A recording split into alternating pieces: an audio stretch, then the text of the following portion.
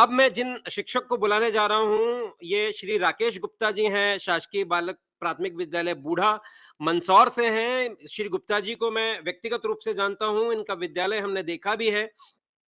मंदसौर में ये शाला सिद्धि हमारा जो कार्यक्रम है, जिसमें शाला की को कैसे शाला सिद्धि कार्यक्रम से हम चैंपियन शाला में परिवर्तित कर सकते हैं। इन्होंने बहुत इनके कई बार प्रस्तुतिकरण शिक्षा विभाग में हो चुके हैं और ये एक आदर्श शिक्षक के रूप में हम इनको पाते हैं। मैं गुप्ता जी से आग्रह करूंगा कि वो नेशनल अचीवमेंट सर्वे में कैसे उन्होंने प्रयास किए, किस तरह से अपने विद्यालय में काम किया है, उस तरह से आप यहाँ पर अपना प्रस्तुतिकरण करें। गुप्ता जी। नमस्कार सर। नमस्कार। 12 नवंबर को आयोजित होने वाला राष्ट्रीय उपलब्धि सर्वे का शुभारंभ ही चुनौतियों के साथ हुआ। 1.5 वर्ष कोरोना काल में शालाएं बंद थी, बच्चों की मानसिकता में परिवर्तन हुआ और उसके कारण शैक्षणिक स्तर में भी कमी आई। हमारे सामने सबसे पहले और बड़ी चुनौती यह थी कि कम समय में शाला को मुख्य धारा से जोड़ना, बच्चों को मुख्य धारा से जोड़ना। इसके लिए हमने सबसे पहला काम यह किया कि बच्चों के परिवेश के खेल को गतिविधियों में जोड़कर हमने शाला में प्रारंभ किया, जिससे शाला में बच्चों की रोचकता बढ़ी। और इसके बाद हमने उनको यह बताया कि अब आपको एक रोचक सामग्री के साथ सिखाया जाएगा। जब बच्चों में यह बात फैली और इस दौरान 20 सितंबर को हमारा नेशनल अचीवमेंट सर्वे का पहला मॉक टेस्ट का कार्य प्रारंभ हुआ। पहला मॉक टेस्ट हुआ और मॉक टेस्ट के परिणाम का विश्लेषण करने के बाद हमने यह देखा कि अभी हमें बहुत कुछ करने की आवश्यकता है। उसके लिए हमने पूरे स्टाफ ने मिलकर एक प्लान बनाया और इस प्लान में यह तय किया कि सीएम राइज डिजिटल शिक्षक प्रशिक्षण के दौरान हमने तीसरा कोर्स चिंतन प्रभावी शिक्षण का आधार, उसकी जो सीख थी उसको हमने यहाँ क्रियान्वित किया। उसमें सबसे पहला काम हमने यह किया कि निष्ठा कोर्स में जो मॉड्यूल 11 हमने किया, भाषा शिक्षण शास्त्र बच्चों में कैसे डेवलप किया जाए, उसकी कई गतिविधियां थी। उसमें से एक गतिविधि का हमने चयन किया और वह यह किया कि शैक्षणिक सामग्री का निर्माण कर शाला के वातावरण को कैसे प्रिंट रिच तैयार किया जाए, जिससे बच्चों की रोचकता बढ़े और जल्दी से भाषा को सीख जाए। यदि भाषा सीख जाता है तो हमारा सारा काम आसान हो जाता है। और हम साथियों ने मिलकर ढेर सारे टीएलएम का निर्माण करना प्रारंभ किया और इसके साथ हमारा यहाँ से नेशनल अचीवमेंट में हमने प्रारंभ काम किया। जब हमने टीएलएम के साथ बच्चों के काम करना प्रारंभ किया तो बच्चों में रोचकता बढ़ी और इसके साथ हमने एक और नवाचार किया। उस नवाचार ये किया कि 2 वर्ष पूर्व डीएलएड करने वाले छात्र छात्रा जो इंटर्नशिप पर हमारे शाला में आए थे, उनसे हमने फोन संपर्क किया और उनको कहा कि आपको नेशनल अचीवमेंट सर्वे में बच्चों की मोहल्ला क्लास में 1 घंटे का समय देना है। उन्होंने उस बात को सहर्ष स्वीकार किया और मोहल्ला क्लास प्रारंभ की। उनको सवेरे 8 से 9 बजे का 1 घंटे का समय यहाँ नेक्स्ट कक्षाओं को प्रारंभ करने में दिया। इसका परिणाम यह हुआ कि बच्चे वहां जो चीज सीखते, यहाँ शाला में आकर हमको बताते कि आज भी सर ने हमको ये सिखाया। हमें बहुत अच्छा लगता था। हमने इसके बाद समुदाय और पालकों से संपर्क प्रारंभ किया। हमने उनसे निवेदन किया कि हमने विशेष कक्षाएं जो सवेरे 8 से 9 आपके मोहल्ले में लग रही हैं, इसमें आपके बच्चे की सहभागिता सुनिश्चित हो। उसके बाद आपको इन बच्चों को शाला में भी निरंतर भेजना है, क्योंकि हमने कोरोना काल में जो मोबाइल न होने के कारण, स्मार्ट मोबाइल न होने के कारण मैंने 380 वर्कशीट बनाई थी और वर्कशीट को फोटोकॉपी करके उनके साथ काम किया था। तो पालक हमसे बहुत करीबी से जुड़े हुए थे, उन्होंने हमारा पूरा सहयोग किया और इस सहयोग से परिवर्तन ये हुआ कि हमारा दूसरा मॉक टेस्ट 4 अक्टूबर से 9 अक्टूबर के मध्य हुआ। उसमें काफी हमने इजाफा पाया, काफी परिवर्तन पाया।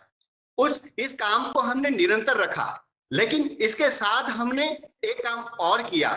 क्योंकि हमारा ये गतिविधि का काम जो चल रहा था, इसमें हमने बढ़ोतरी की। गतिविधि में हमने अलग अलग विषयों का चयन किया। मैंने गणित विषय लिया, क्योंकि मैं गणित की अवधारणाएं उनको बच्चों को अच्छे से कर पाता हूं। मैंने गणित का काम लिया। मेरे साथी सर ने हिंदी का काम लिया, और एक और साथी जो हमारी महिला मैडम है, उन्होंने यह पर्यावरण विषय का काम लिया। और मोहल्ले में हमने उनको जागृत कर नए नए सामग्री के साथ सिखाना प्रारंभ किया। जब ये सारी चीजें देखने को मिली और बच्चे में रोचकता बढ़ी, तो हमने उन गतिविधियों के साथ बच्चों की सहभागिता बढ़ाई। कैसे खुद बच्चे उस टीएलएम का उपयोग कर, प्रदर्शन कर, अपनी जो समझ बनी है उसको प्रदर्शित कर पाए। उस प्रदर्शन में हमने सबसे बड़ी बात ये देखी कि बच्चों की निर्भीकता, वहां उन्हें बोलने की क्षमता विकसित हुई, और वह बोलना, खुलकर बोलना सीख गया। हमने यहाँ इस चीज को विराम न दिया, और हमने तीसरा मॉक टेस्ट जब हुआ, उससे पहले बच्चों का कई तरह से मूल्यांकन किया। हमने उनके स्तर में काफी सुधार पाया, और पहले मॉक टेस्ट की तुलना में दूसरे में काफी वृद्धि हुई थी, लेकिन तीसरे मॉक टेस्ट में उससे भी काफी वृद्धि हुई। लेकिन हम इससे संतुष्ट नहीं हुए, हमने और प्रयास किए। प्रयास में हमने ये बात की कि जिन बच्चों को अवधारणा आ गई है, उन अवधारणाओं को कैसे बच्चे एक दूसरे को सिखाएं, आपस में पीयर लर्निंग के माध्यम से कैसे बच्चे एक दूसरे को सिखाएं। उसके लिए हमने कई तरह की वीडियोस बनाए, और वीडियोस में उनको इन्वॉल्व किया, और उन्होंने सहभागिता की, और कैसे उन्होंने सीखा वो प्रेजेंट करके दिखाया। यहाँ हमने इन वीडियो के माध्यम से हमने पूरे जिले में, चूंकि हमारे डीपीसी महोदय, एपीसी महोदय, हमारे डाइट प्राचार्य महोदय और डाइट की पूरी टीम हमारे साथ पूरी तरह लगी रहती है, और सभी को मार्गदर्शन सतत प्रदान करती रहती है। हमने जो कार्य किया, उस कार्य को उन्होंने प्लेटफॉर्म, जिले के प्लेटफॉर्म पर रखा कि ऐसे भी अवधारणा को सिखाया जा सकता है। और प्राथमिक विद्यालय में गतिविधियां सबसे बेहतर मैं मानता हूं, जिससे बच्चा बहुत जल्दी सीखने का प्रयास करता है और उसको व्यावहारिक जीवन में लेकर आता है। हमने एक गणित में विषय लिया था, किलोग्राम वाला भाग लिया, और उसमें हमने कहा कि आपको यदि 250 ग्राम शक्कर लेना है, और किराने की दुकान पर गए, और इलेक्ट्रॉनिक यदि आपका पास कांटा है, तो वहां वो कितने आपको शक्कर देगा, तो आपका 250 ग्राम हो जाएगा। तो उसने कहा कि सर 250। मैंने कहा 250 ग्राम हो जाएगा, ठीक है। अगर आप सब्जी वाले के पास गए, आपने कहा पाव भर सब्जी दो, वो वहां कितना बाट रखेगा? उसने कहा सर वहां भी 250 रखेगा। यानी एक चीज को लेकर हमने अलग अलग मार्ग तय किए, और जिसके माध्यम से बच्चों में व्यावहारिक जीवन में उस चीज का उपयोग करना सीख लिया। और उसके साथ हमने यहाँ जो हमारा दिवाली का वेकेशन आ रहा है, इसमें हमने ये तय किया कि हम तीनों साथी मिलकर प्रतिदिन 1.5 घंटा विशेष कक्षा का आयोजन करेंगे। हमारे जो डाइट के बालक ले रहे हैं वो घंटा अतिरिक्त रहेगा, लेकिन उसके अतिरिक्त हम 1.5 घंटा उसमें देकर बच्चों की शिक्षण स्थिति में और वृद्धि करेंगे। इसके बाद हमने ये भी तय किया कि इस दौरान हम नए पेपर हम तैयार करेंगे, नए प्रश्न पत्र तैयार करेंगे, और जिसका हमने लगभग 60% काम पूर्ण कर लिया है। उन प्रश्न पत्रों को हम लेकर जाएंगे और 1.5 घंटे के अंदर उनसे वहां अवधारणा क्लियर करेंगे।